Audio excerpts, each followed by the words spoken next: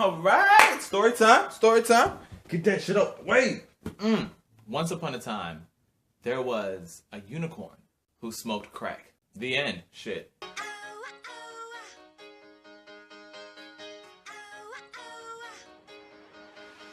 Alright, so I'm going to tell you guys about the time that I had broken my arm. And it could be a funny story, depending on who's telling it.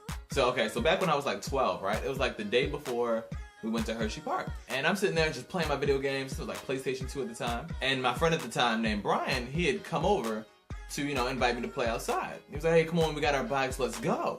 By the way, side note, Brian is and will forever be a bitch. His name is Brian Evans. And Brian Evans, if you're watching this, you will forever and are still now a bitch. Brian was one of those on and off friends that would like act a certain way with friends, but then like when it's just you and him, he's all buddy and shit. It's your besties forever. So yeah, a bitch. So I'm coming out the driveway with my bike, and because of my parents, I was the only one in the neighborhood who had to wear a helmet because I had to be safe. So here I am with this bright ass blue helmet, the only one they had left in Toys R Us. Lazy ass parents. And as I'm coming off the driveway into the street, my friends take off, already just gone. So and me with the most expensive bike, I'm sitting there going 6 speed, 6th gear, I'm flying. I get to the peak of the hill, which isn't that much, but there's a dip. So I get to the top of that hill, and I'm just going. And as I'm going, a car pulls out. Of course, my skinny ass had to be the one that hit contact with the car. At the same time that I tried to hit brakes and swerve, so it was like a brake, swerve, hit, flip.